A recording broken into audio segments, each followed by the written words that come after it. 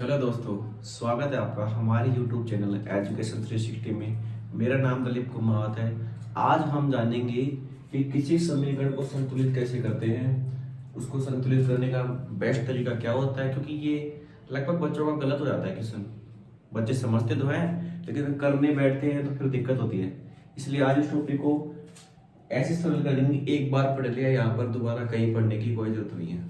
हम संतुलित करने के लिए एक मेथड होता है हिट एंड ट्रायल मेथड, इसको पढ़ते हैं क्योंकि बच्चे इसी को सोल्व करते हैं, यही सबसे अच्छा लगता है बच्चों को। लेकिन इसके अलावा मैं एक मेथड और बताऊंगा जिससे आप और आसानी से कर सकते हो।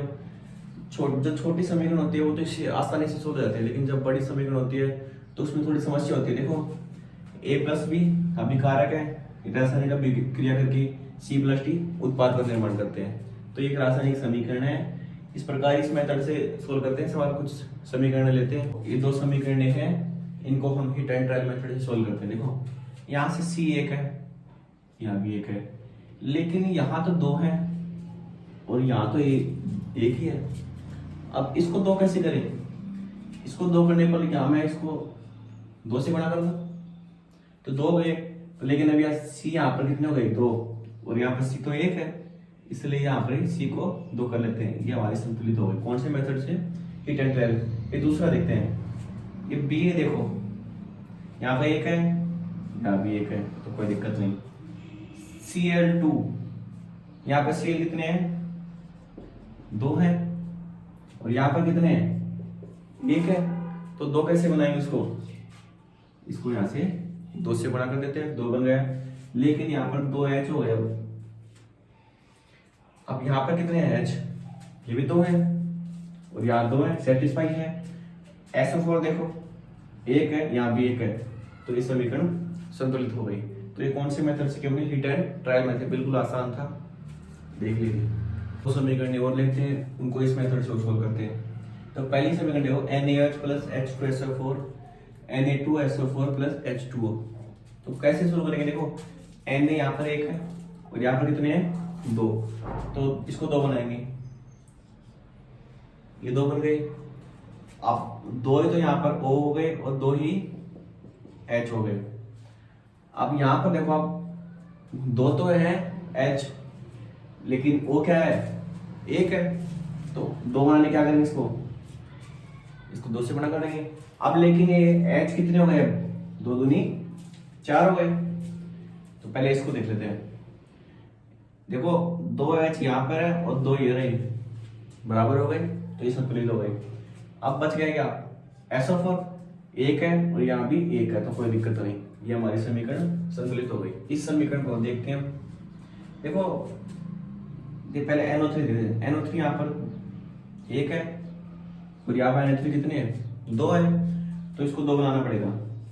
अब ये दो बना दिए तो H कितने हो गए? यहाँ पर दो हो गए और दो H यहाँ पर हो गए और दो ही ऑक्सीजन हो गए, और दो और दो चार H हो गए। लेकिन यहाँ पर कितने हैं? दो ही हैं, तो चार कैसे बनाएंगे? इसको दो से बड़ा कर देते हैं, तो दो दो ही H कितने हो गए? चार हो गए, और O कितने हो गए? दो हो गए। तो देखो बैलेंस हो गया ना, और Ca एक है और Ca यहाँ पर भी एक है, तो ये समीकरण भी हमारी आसानी से संतुलित हो गई। अब हम पढ़ेंगे दूसरा मेथड, जो मान लो कठिन समीकरण आ गई, बड़ी समीकरण आ गई, तो उसको कैसे सोल्व करेंगे? देखिए, तो ये समीकरण है, यदि इसको हम हिट एंड ट्रायल से करने लग जाए तो बहुत बड़ी हो जाएगी, डिफिकल्ट, और कुछ ना कुछ गलती होने के चांस होते हैं। लेकिन अब हम इसको दूसरे मेथड से करते हैं, तो ध्यान से देखना, बिल्कुल आसान है। इन सब के कोफिशिएंट मान लेते, गुणांक कर लेते, A B, इसका C और इसका D। तो देखिए यहाँ से Al कितने हैं? दो है, तो 2A। इधर Al कितना है? एक है, तो गुणांक है इसका C। इधर SO4 के कितने हैं? तीन है, और इधर SO4 के कितने हैं? एक ही है, तो D। इधर है ना B का गुणांक क्या है? Ba, एक ही है, तो इधर भी क्या है? एक, तो D। इधर Cl कितने हैं? दो है, तो 2B। तीन है, तो 3C। देखो तीन है ना, तो इसलिए 3C। अब हम इनमें से किसी को भी आप A B C D किसी को भी आप एक मान लो, तो माना हम किसी को भी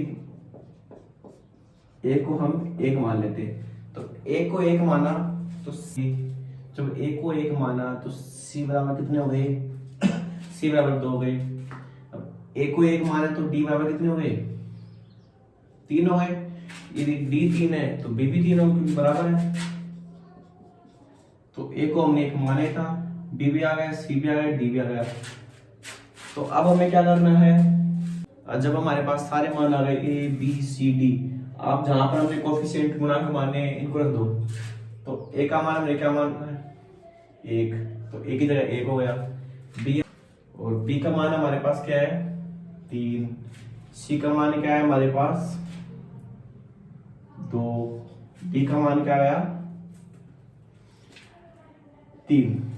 तो इस प्रकार हमारी ये समीकरण संतुलित हो गई। तो देखा कितना आसान था समीकरण को संतुलित करना। तो इस मेथड से हम कितनी भी चाहे कितनी भी बड़ी समीकरण क्यों ना हो उसको आसानी से हम संतुलित कर सकते हैं। तो ये मेथड बहुत काम का है, इसमें गलती होने के चांस बहुत ही ना के बराबर है।